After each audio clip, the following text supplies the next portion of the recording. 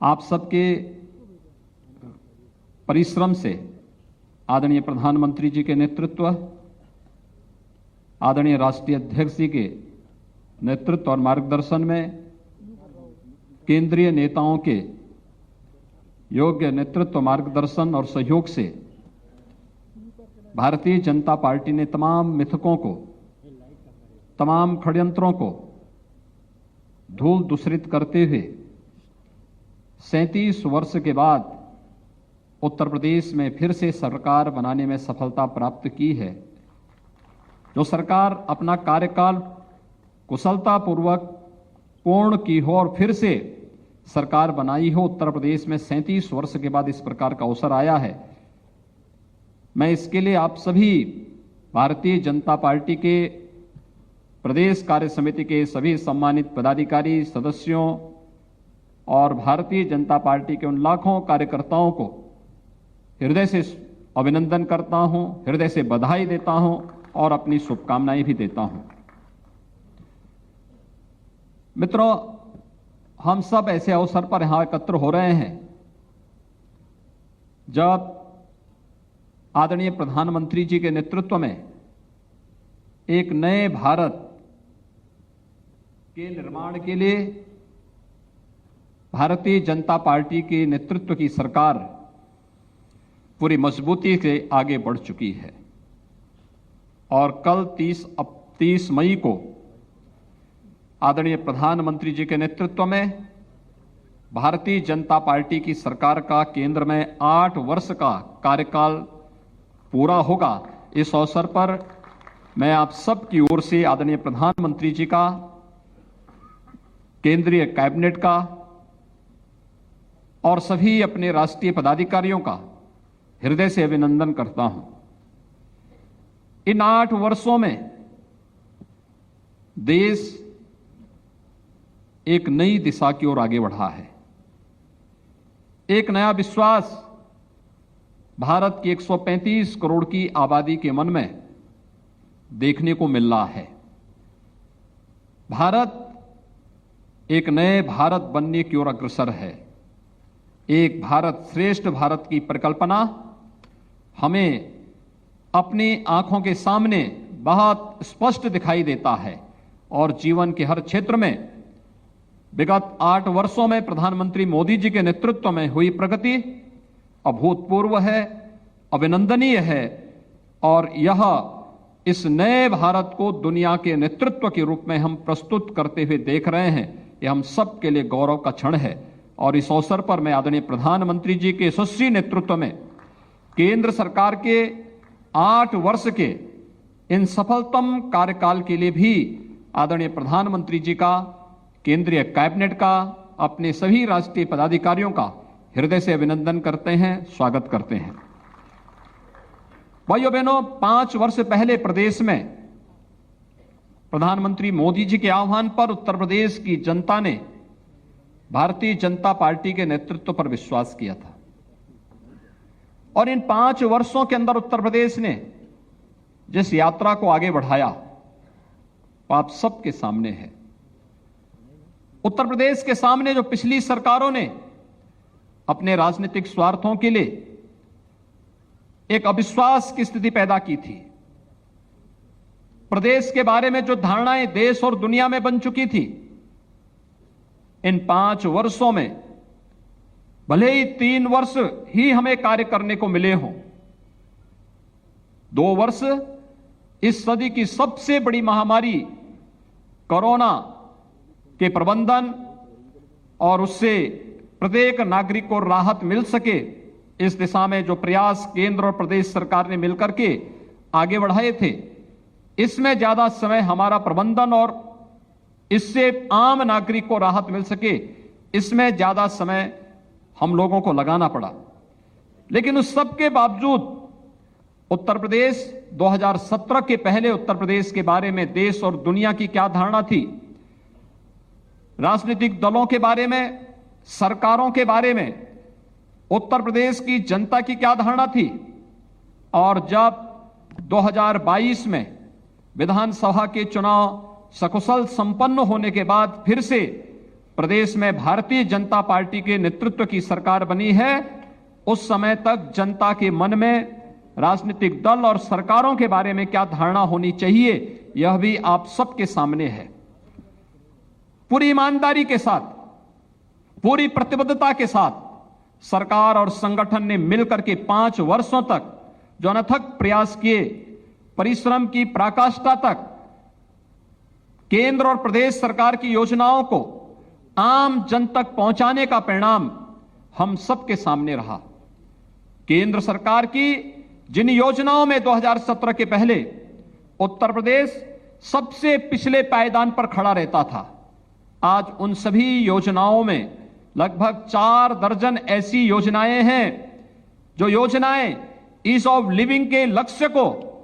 प्राप्त करने में सफलता प्रदान करती है। उन योजनाओं में जिनमें पहले उत्तर प्रदेश का कोई स्थान नहीं होता था, आज उन सभी योजनाओं में उत्तर प्रदेश अग्रणी भूमिका के साथ देश के सामने अपनी एक नई पहचान के रूप में सबके सामने खड़ा है। चाहे वह प्रदेश के अंदर 2,61,00,000 गरीबों के घर में शौचालय बनाने का कार्य, मित्रों बहुत बड़ा कार्य था ये। जब स्वच्छ भारत मिशन की घोषणा प्रधानमंत्री मोदी जी ने 2 अक्टूबर 2014 को की थी,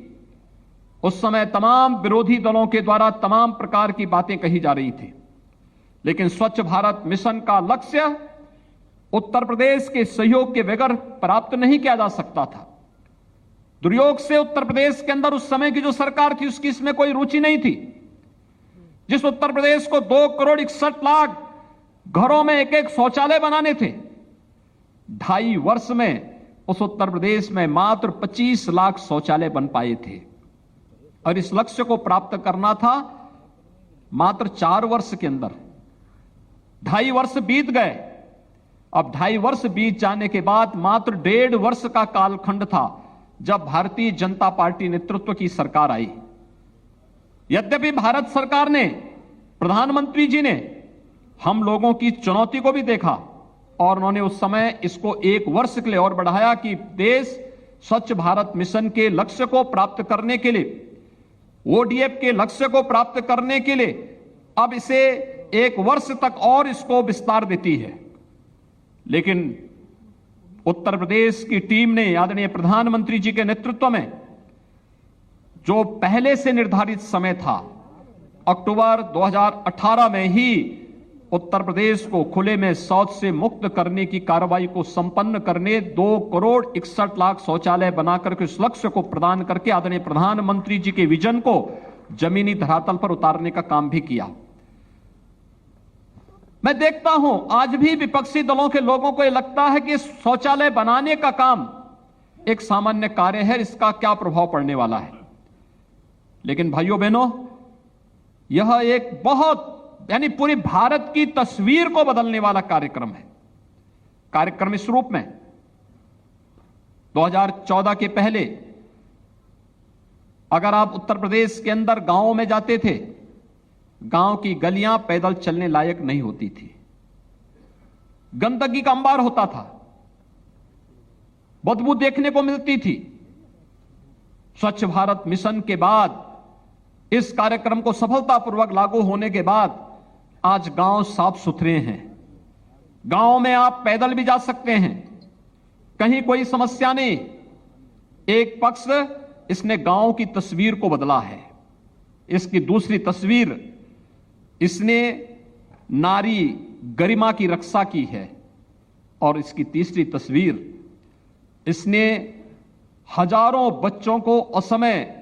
काल कलवित होने से बचाया है। इंसेफ्लाइटिस जैसी महामारी से बचाने में इस अभियान की बहुत बड़ी भूमिका है। आप में से बहुत सारे पदाधिकारी पूर्वी उत्तर प्रदेश के इंसेफ्लाइटिस से प्रभावित उन क्षेत्रों में देखे होंगे जहां पर हजारों मौतें हर वर्ष केवल मस्तिष्क ज्वर और उससे जुड़ी हुई बीमारियों से होती थी। स्वच्छ भारत मिशन लागू होने के बाद, ईमानदारी के साथ उसे लागू होने करने के बाद, आज इंसेफ्लाइटिस से जिस उत्तर प्रदेश में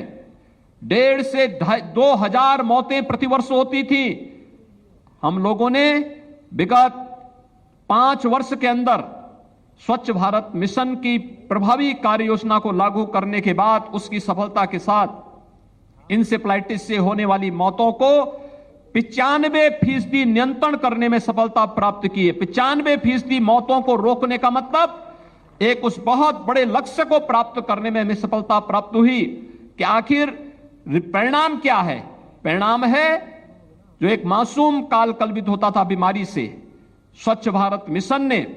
आज उसे भी जीवन की मुख्य धारा के साथ जोड़ करके जीने का अधिकार दिया है। और यह सब संभव हो पाया है प्रधानमंत्री मोदी जी के विजन के कारण। भाइयों बहनों, आज अनेक ऐसी योजनाएं, कोई सोचता था कि गरीबों के पास भी अपना मकान होगा। 43.5 लाख ग्रामीण और शहरी क्षेत्रों में 43.5 लाख गरीबों के पास प्रधानमंत्री आवास योजना और मुख्यमंत्री आवास योजना के माध्यम से एक एक आवास को उपलब्ध हो जाना। ये केवल एक आवास की सुविधा उपलब्ध कराना नहीं, बल्कि आवास योजना के माध्यम से उन लोगों के जीवन में व्यापक परिवर्तन करने के साथ ही उन्हें स्वावलंबन के मार्ग पर अग्रसर करने का भी एक बेहतर प्रयास है। प्रधानमंत्री आवास की योजना, प्रधानमंत्री स्टार्टअप की योजना, प्रधानमंत्री स्टैंड अप की योजना, प्रदेश के अंदर एक जनपद एक उत्पाद की योजना, विश्वकर्मा श्रम सम्मान की योजना, इस प्रकार की अनेक उन योजनाओं के माध्यम से केंद्र और प्रदेश सरकार ने मिलकर के डबल इंजन का एहसास उत्तर प्रदेश की 25 करोड़ जनता को कराने में सफलता प्राप्त की।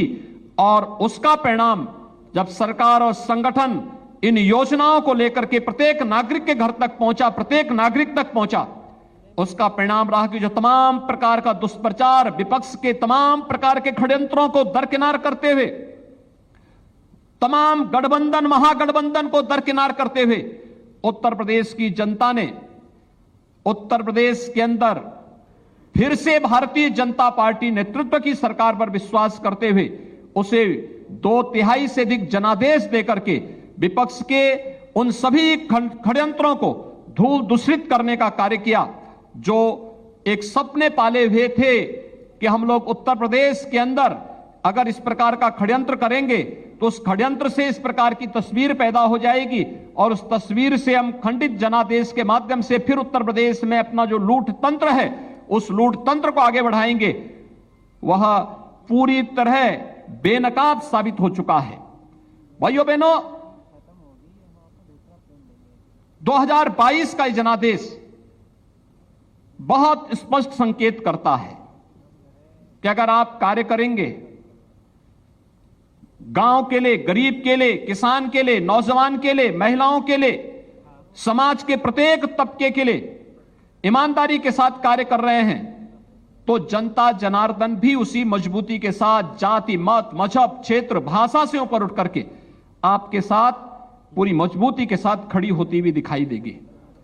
आपने चुनाव में देखा होगा कि आधी आबादी ने अपना आशीर्वाद भारतीय जनता पार्टी को दिया और उसके पीछे उसे एहसास हुआ जो बेटियों और बहनों के सामने सुरक्षा का संकट था, महिलाओं के सामने घर से बाहर निकलने का एक संकट खड़ा हुआ था पिछली सरकारों के समय में, उस संकट से सरकार ने मजबूती के साथ उस प्रकार के कार्यक्रमों को लागू करने के बाद प्रदेश में जो लागू किया उसके परिणाम देखने को प्राप्त हुए। कोरोना कालखंड में, संकट के उस दौर में हर नागरिक के साथ कैसे खड़ा होना है, सुख दुख में कैसे सहभागी बना जा सकता है, जीवन और जीविका के बीच में संतुलन बनाने का कार्यक्रम कैसे आगे बढ़ सकता है, ये सभी कार्यक्रम उस कालखंड में जिस प्रभावी तरीके से लागू करने के प्रयास हुए, स्वाभाविक रूप से आधी आबादी ने उन सभी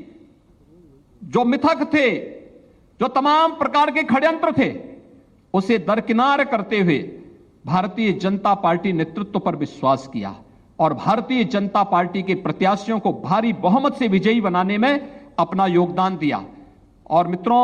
ये कार्यक्रम अनवरत रूप से आगे बढ़ सके, आज ये हम सबके सामने एक नई चुनौती होगी, क्योंकि यह तो एक निरंतर चलने वाली प्रक्रिया का हिस्सा है। उत्तर प्रदेश में नई सरकार का गठन हो चुका है। नई सरकार के गठन के साथ प्रदेश में नया बजट भी आ गया है। आपने देखा होगा कि सरकार का गठन पूर्ण बहुमत के साथ विधानसभा में 2/3 से अधिक बहुमत के साथ भारतीय जनता पार्टी की सरकार बनी। पहली बार हो रहा है जब भारतीय जनता पार्टी को विधान परिषद में भी पूर्ण बहुमत प्राप्त हुआ है और 2/3 से अधिक बहुमत भारतीय जनता पार्टी के पास। सामान्य कार्यकर्ता भी आज विधान परिषद में भारतीय जनता पार्टी का प्रतिनिधित्व करता हुआ दिखाई देता है। दोनों सदन में भारतीय जनता पार्टी के पास पूर्ण बहुमत हो, यह पहली बार उत्तर प्रदेश के अंदर देखने को मिला है। और यह मैं उत्तर प्रदेश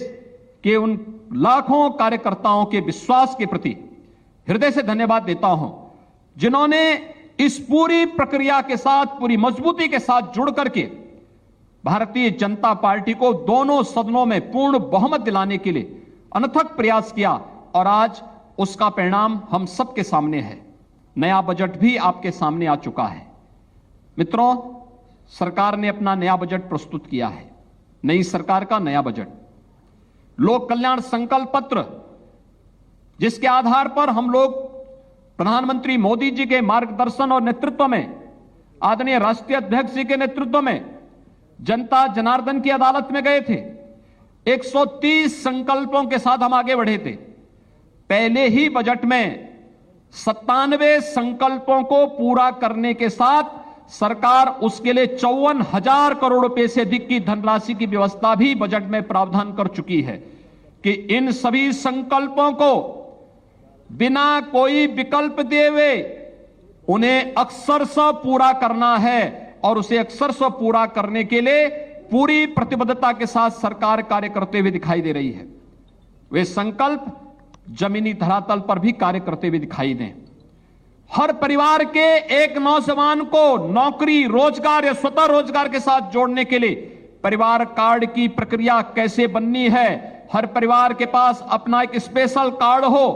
और उस कार्ड के माध्यम से उस परिवार को मिलने वाली केंद्र और प्रदेश सरकार की योजनाओं का लाभ के साथ साथ उन्हें कौन सा रोजगार और नौकरी मिली है, इस प्रक्रिया को भी हम लोग तकनीक के माध्यम के साथ जोड़ते हुए हर एक परिवार के एक सदस्य को नौकरी, रोजगार अथवा स्वतः रोजगार के साथ जोड़ने की प्रक्रिया के साथ भी प्रदेश सरकार ने इस पर अपना कार्य प्रारंभ कर दिया है। और मित्रों, यही नहीं, अभी 3 जून को उत्तर प्रदेश के अंदर 75,000 करोड़ रुपए से अधिक की परियोजनाओं का प्रधानमंत्री मोदी जी के माध्यम से निवेश को जमीनी धरातल पर उतारने के एक बड़े कार्यक्रम का शुभारंभ करने के लिए आदरणीय प्रधानमंत्री जी का मार्गदर्शन प्रदेश की राजधानी लखनऊ में ही प्राप्त हो रहा है। ये 75,000 करोड़ रुपए का मतलब एक सामान्य राशि नहीं, बल्कि ये निवेश हजारों नौजवानों के लिए नौकरी और रोजगार लेकर के भी प्रदेश के अंदर लेकर के आएगा। इस विश्वास के साथ इस कार्यक्रम को आगे बढ़ाने की प्रक्रिया को भी हम लोगों ने जमीनी धरातल पर उतारने की पूरी तैयारी अपनी यहां पर कर ली है। प्रदेश की 1 डिस्ट्रिक्ट 1 प्रोडक्ट की योजना ने आज उत्तर प्रदेश को एक्सपोर्ट के एक हब के रूप में स्थापित किया है। 1,56,000 करोड़ रुपए से अधिक की एक्सपोर्ट आज के दिन पर उत्तर प्रदेश के अपने परंपरागत उत्पादों के माध्यम से कर रहा है। आज उत्तर प्रदेश देश के अंदर इलेक्ट्रॉनिक मैन्युफैक्चरिंग के सबसे बड़े हब के रूप में स्थापित हो रहा है। कोरोना कालखंड में भी जीवन और जीविका को बचाने के साथ उत्तर प्रदेश के अंदर हम लोग नए निवेश की संभावनाओं को आगे बढ़ा सकें। देश का पहला डिस्प्ले यूनिट हम लोग उत्तर प्रदेश के अंदर चीन से लेकर के आए कि चीन में जो था पहले, लेकिन चीन के प्रति दुनिया के अविश्वास का परिणाम आज वहां से निवेश उठ करके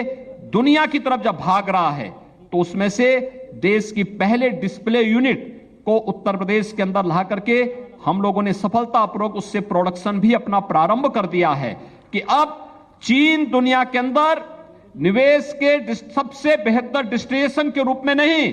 बल्कि दुनिया के अंदर भारत निवेश का सबसे अच्छा डेस्टिनेशन होगा। ये प्रधानमंत्री मोदी जी के नेतृत्व में साकार हुआ है और उत्तर प्रदेश भारत के अंदर निवेश का सबसे बड़ा डेस्टिनेशन होगा। यह उत्तर प्रदेश आज इस दिशा में कार्य करता हुआ दिखाई दे रहा है। मित्रों, बहुत सारे कार्यक्रमों को इस दौरान आगे बढ़ाने का कार्य हुआ है। उत्तर प्रदेश की अर्थव्यवस्था को एक नई दिशा देने के कार्यक्रम को भी आगे बढ़ाने का बेहतर प्रयास हुआ है। हम सब जानते हैं उत्तर प्रदेश 1947 में उत्तर प्रदेश की स्थिति क्या थी। 1947 में नेशनल एवरेज के बराबर उत्तर प्रदेश की प्रति व्यक्ति आय भी थी, लेकिन धीरे धीरे करके राजनीतिक संक्रमण का ऐसा दौर उत्तर प्रदेश के अंदर देखने को मिला जिसने उत्तर प्रदेश के नौजवानों को उत्तर प्रदेश से पलायन करने के लिए मजबूर कर दिया। उत्तर प्रदेश में गरीबी आने लग गई, उत्तर प्रदेश में किसान आत्महत्या करने लग गया, उत्तर प्रदेश में सुरक्षा का वातावरण पैदा हुआ, उत्तर प्रदेश के अंदर दंगों की श्रृंखला प्रारंभ हुई। छोटी छोटी बातों को लेकर के दंगा होता था, ऐसे लगता था जैसे उत्तर प्रदेश के अंदर दंगाइयों का राज हो। लेकिन आज उत्तर प्रदेश अपनी अर्थव्यवस्था को मजबूती के साथ आगे बढ़ाते हुए विगत 5 वर्ष के अंदर हम उत्तर प्रदेश की अर्थव्यवस्था को दुगनी करने में हमें सफलता प्राप्त हुई। प्रति व्यक्ति आय को दुगने से अधिक करने में हमें सफलता प्राप्त हुई। ईज ऑफ डूइंग बिजनेस में, यानी व्यवसाय की सुगमता के लिए जो उत्तर प्रदेश देश के अंदर 5 वर्ष पहले 14वें स्थान पर था,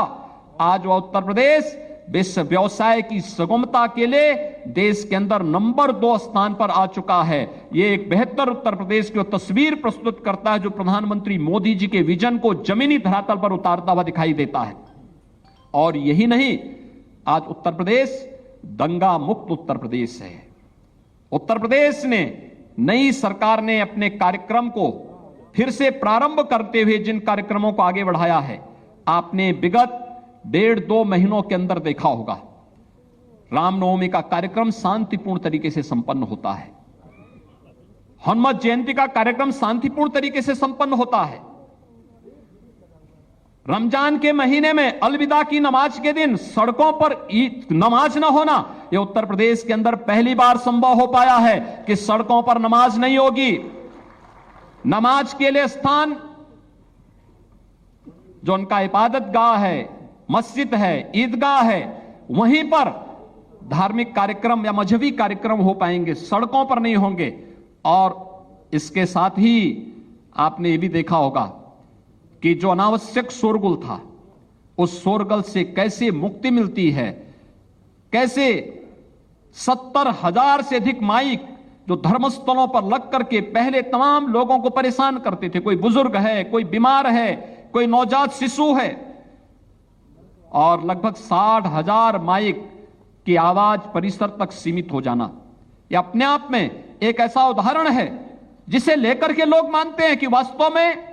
जिन बातों को लेकर के, छोटी छोटी बातों को लेकर के दंगा होता था, माइक कभी दंगा का कारण बनता था, माइक कभी अराजकता का कारण बनता था, माइक कभी 2 पक्षों में आपसी तनाव का कारण बनता था। आज उत्तर प्रदेश के अंदर स्वतः स्फूर्त भाव के साथ ही उतरते हुए दिखाई देते हैं और लोगों के मन में एक नए विश्वास को जागृत करते हुए दिखाई देते हैं। और इस विश्वास को आगे बढ़ाने के लिए कि नए भारत का नया उत्तर प्रदेश तैयार है, जो एक मजबूती के साथ अपनी एक नई पहचान देने के लिए देश और दुनिया के सामने प्रस्तुत है। उस विश्वास के साथ आज हम आगे बढ़ रहे हैं। उस विश्वास को आगे बढ़ाने की ही प्रक्रिया है। जब कल आदरणीय प्रधानमंत्री जी के नेतृत्व में केंद्र सरकार के 8 वर्ष के सफलतम कार्यकाल को हम जन जन तक पहुंचाने के कार्यक्रम का हिस्सा बन सकें, उस अभियान को आगे बढ़ा सकें, और उस अभियान को आगे बढ़ाने के लिए, क्योंकि जितने भी कार्यक्रम प्रधानमंत्री मोदी जी ने विगत 8 वर्ष के अंदर, चाहे वह इंफ्रास्ट्रक्चर डेवलपमेंट के हों, गरीब कल्याण से जुड़े हुए योजनाएं हों, युवाओं से संबंधित हों, महिलाओं के कल्याण से संबंधित हों, या फिर समाज के विभिन्न तबके के हितों के लिए किए जाने वाले कार्यक्रम हों, ये सभी कार्यक्रम इस बात को प्रदर्शित करते हैं और सभी योजनाएं प्रत्येक नागरिक को स्वावलंबन की दिशा में अग्रसर करने के एक बृहद अभियान का हिस्सा है। और उस बृहद अभियान के हिस्से बनने के लिए ही आज हम सबको मिलकर के इस कार्यक्रम को आगे बढ़ाना होगा। और 8 वर्ष के इन कार्यक्रमों को लेकर के जन जन तक पहुंचाने का एक कार्यक्रम हम केंद्र सरकार की उपलब्धियों के साथ साथ केंद्र और राज्य सरकार के द्वारा अपने इस कार्यकाल के दौरान जो कुछ भी प्रदेश की 25 करोड़ जनता के जीवन में व्यापक परिवर्तन करने के लिए किया है, उस परिवर्तन को हम नए सिरे से आगे बढ़ा सकें। मित्रों, विगत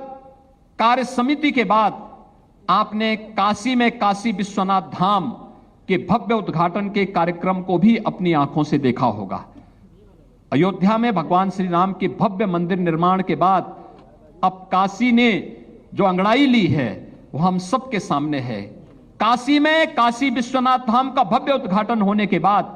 प्रतिदिन 1 लाख श्रद्धालु काशी विश्वनाथ धाम के दर्शन करने के लिए काशी में आ रहा है।